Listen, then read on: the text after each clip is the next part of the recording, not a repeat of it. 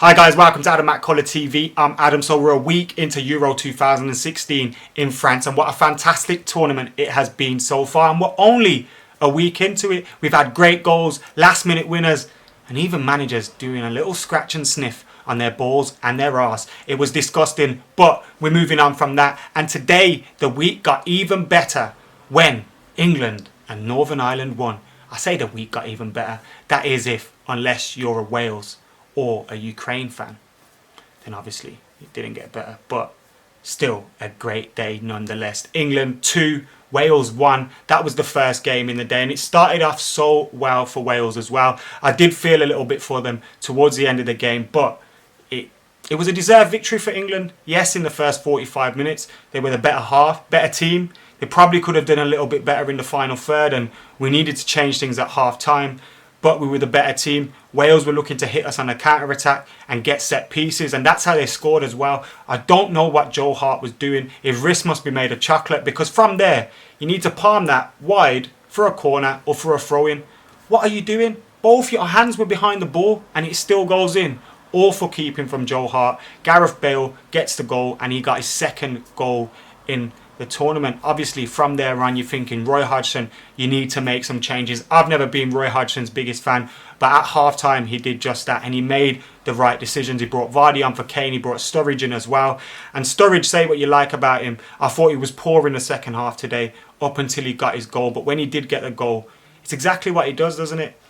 If he didn't have his injury form, he'd be fantastic, and there'd be no doubt about that. He'd be starting for England, but he does have his injuries, and that's a downside to his game. But when he's fit, he scores goals, and that's exactly what he did. Talking about scoring goals, Jamie Vardy, I don't like him off the pitch, for whatever happened in the past, but on the pitch is having an absolute stormer for club and country. Everything he touches turns to gold, and I think it was his fourth touch when he stuck England level. The ball obviously coming off Ashley Williams, so it meant Jamie Vardy wasn't classed as offside, even though he was yards offside. So England got a little bit of luck there, and it was a great decision by the linesman as well. And then they get that goal to make it 2-1 in the last minutes, and the celebrations were absolute madness. Gary Neville, Rooney, all of them getting involved, and Wayne Rooney as well, grabbing the camera and going absolute crazy. How about that for passion, Gareth Bale?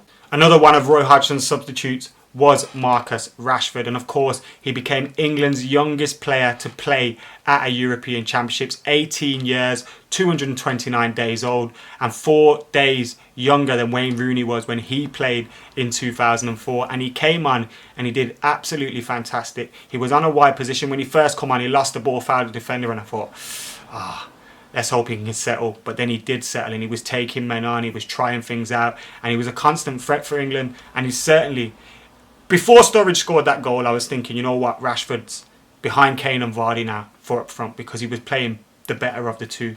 Then Sturridge gets that goal. But still, in the next game for England, I would drop Lallana, drop Sterling, who was dog shit, £50 million. More like £50. Drop both of them, play Sturridge and play Rashford. And England looked a lot better when they had them all on the pitch. I know that's using a lot of strikers, but Wayne Rooney isn't being played as a striker now. He was playing in that midfield role, and today he was excellent yet again. I know the opposition of Russia, Wales, may not be that great, but the game today was played at a Premier League pace, and Wayne Rooney absolute bossed it. So that's great to see as well. Of course, Wales, they're still in it. I know they'll be feeling disappointed, and it will feel like a huge defeat, but a victory or a draw against Russia in their final game, and they can still get through. The luxury of that win against Slovakia in the opening day obviously giving them that boost. So they're on 3 points, 1 point behind England, who are top of the group now, and of course still in with a chance. But today they never got Gareth Bale into the game enough. Apart from that free kick, I can't really remember him doing much else. So they need to obviously get him into the game a lot more if they want to succeed and progress in this tournament. Then after that, it was Northern Ireland's turn against Ukraine, the team I got in full-time Devils sweepstake, but I didn't care about them losing today because Northern Ireland grabbed 3 points in what is a very difficult group, obviously in Germany and Poland's group. So the points were crucial today. They really needed to get all three, and it was a shame they never held on and got a point against Poland, because then they would have been looking a little bit more favourable for them. But they got 3 points today, a crucial 3 points it was as well. They dominated the first half, never really created much gilt-edged chances and never took anything that they did get. But in the second half, Norwood finds a great ball for McAuley to stick him in front 4 minutes after the break. 49 minutes gone, Northern Ireland 1-0 up, and they dominated the game from there on, to be fair. Johnny Evans marshalled the defence excellently well, and he had Yarmolenko in his pocket for a majority of that game. And then, of course, with 96 minutes on the clock, McGinn seals the 3 points, and a goal that could be very, very crucial as well, because as we know, 4 out of 6 of the third place teams will progress to the next stage in the Euros. So goal difference will count, goals scored will count, and of course goals conceded. The lesser them you have will obviously help as well. So they didn't concede today, scored 2 goals. Their goal differences now is in a positive. So buzzing for Northern Ireland. It was a great performance from them today and a great result as well. Obviously, it gets difficult next. They've got Germany, so you know it's very hard. But maybe, just maybe, they could sneak through on that 3 points. The luxury of that win today gives them a sniff going into the final game in the group.